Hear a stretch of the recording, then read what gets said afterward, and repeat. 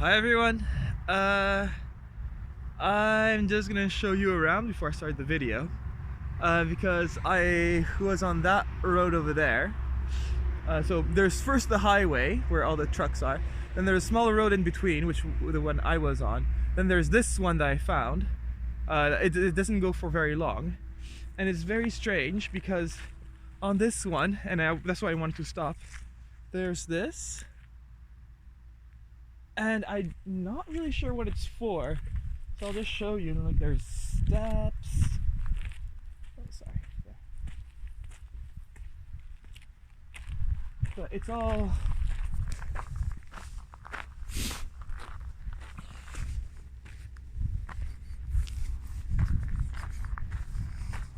and yeah, and then there's this, and I can't really find what it is. There's no explanation or anything, and so I kind of think it might be something like a monument or something that was destroyed, that for some reason or other they didn't like, and so they destroyed it. But yeah, it's very strange. But yeah, I'm here to talk about yesterday. Every so often I hear a big boom like that. Feels like the Hunger Games with a cannon blast. But then I don't see any smoke. I don't see any, so I don't know what they're doing. Maybe it's like a mining process or something. Yeah. So yesterday, oh, I didn't show you the view. Ugh. It's not a super view. It's nice.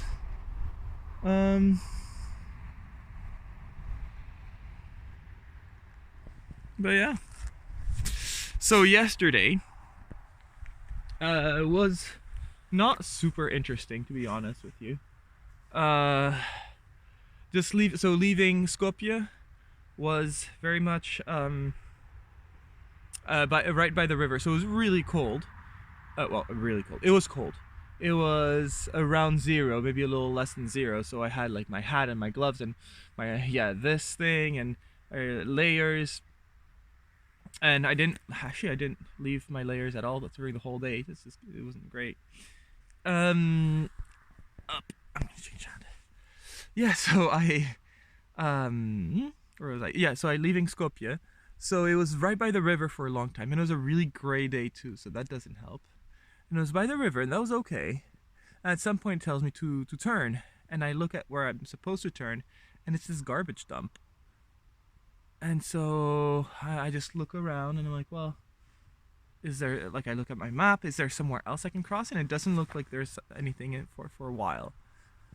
So like, okay, well, I'll try. You know, sometimes like there's just one pile of garbage and then that's blocking the way, and then there's their normal road. But no, it's a full-on garbage dump, but with a little road there, like a little path, not a road, a little path. And so I just follow the path, but yeah, it's not super inviting. And there was somebody's house there, which I felt really sorry for. But yeah, not great. And then while leaving the dump, so finally the dump ends. While leaving the dump, the first thing that happens is like there's a truck that's going like 2 cars ahead of me, but his back doors are open. Hunger Games. His back doors are open, and so he just keeps flapping. Like everyone's gonna say, "Oh, somebody's gonna hit that!" Like, and then finally he figured it out. So he stopped and did that.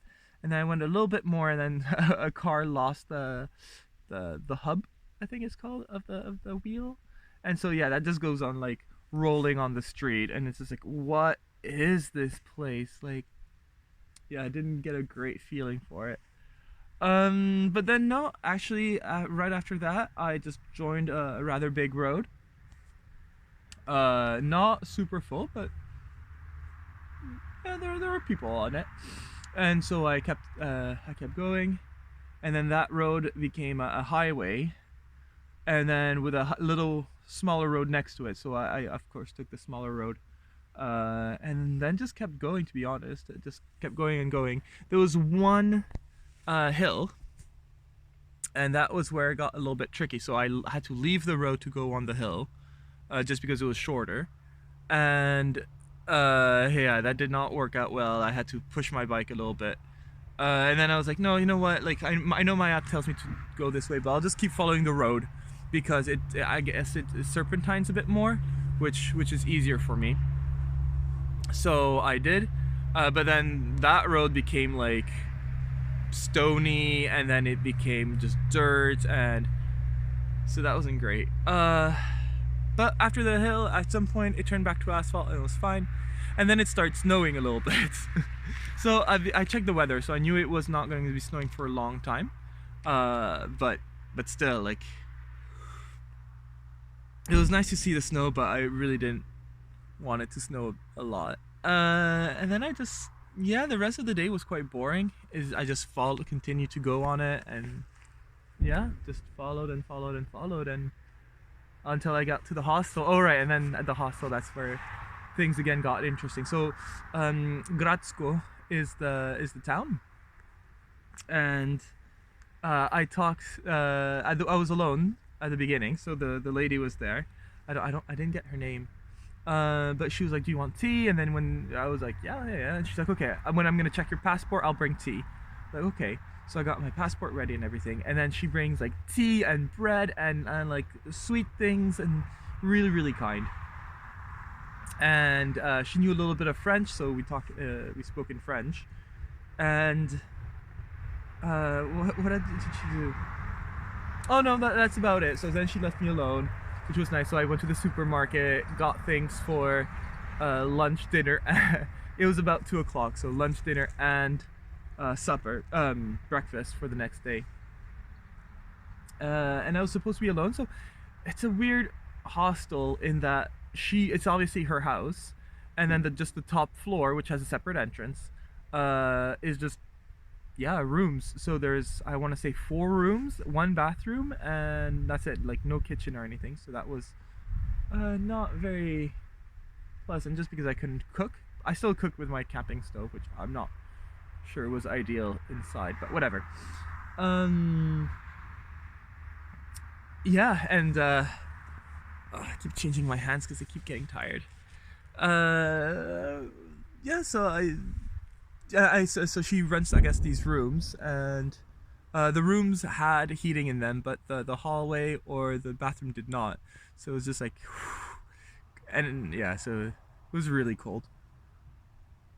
But towards the night, towards like 7 o'clock, I hear voices, and it's because there's somebody that's there, and it's this Serbian guy who hitchhikes, and he's hitchhiking all the way to Athens, and he ended up here. So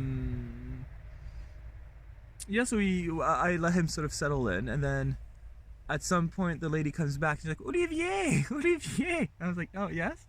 She's like, oh, I brought you more tea.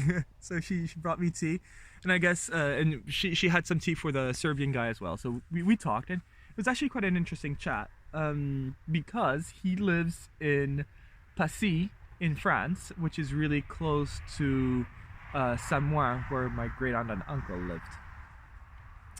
So yeah, I knew a little bit of the area, and Passy did sound familiar, and then I looked it up. I was like, oh, you're really close to Samoa. And he's like, oh yeah, I know Samoa.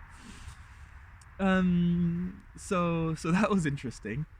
But then he asked me about the Balkans, like what I thought of the Balkans, and then I asked him what he thought of France.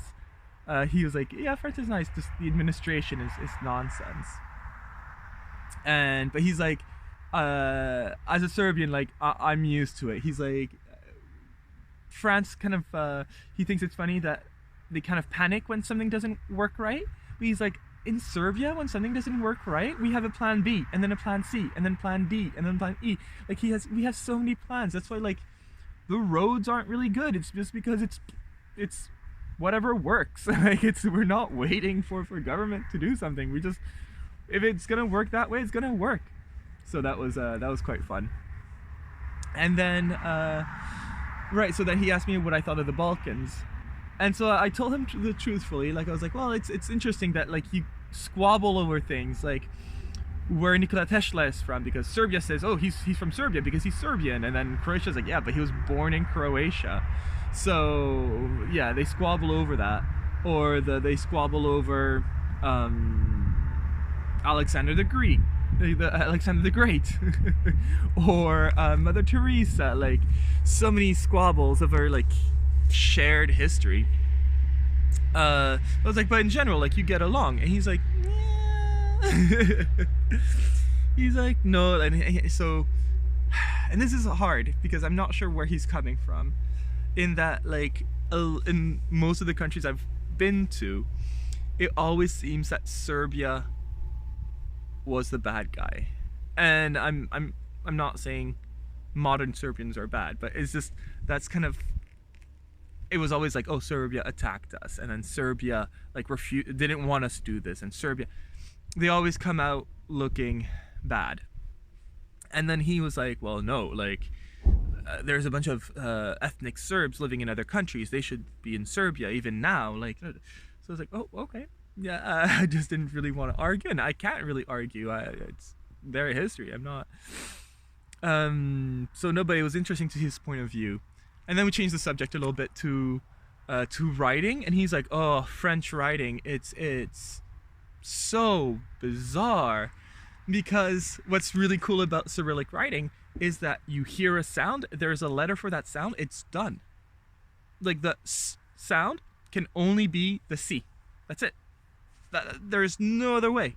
Or the N is going to be the H letter, and that's it. Like, there's that one sound, one letter, done. And whereas, like, he's like, in French, I don't know, like, they asked me about my his last name was Lenz, and so on his passport it's written, or I guess his French ID is written with a C, because that's what it is in Serbian. It's the letter C. It's just that in Serbian it goes S, and then, but in French when they read it, they go K, Lenk, and he's like, no, it's Lens.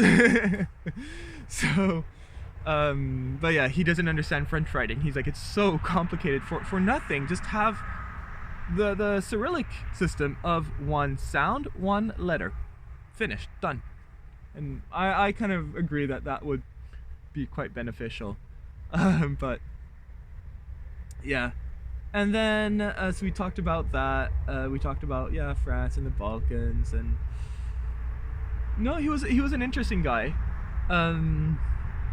But it was interesting to get the sort of common, I guess, Serbian perspective, because I've only talked to tour guides and people who are like, they're obviously not going to be like, oh, there's lots of tension still, like.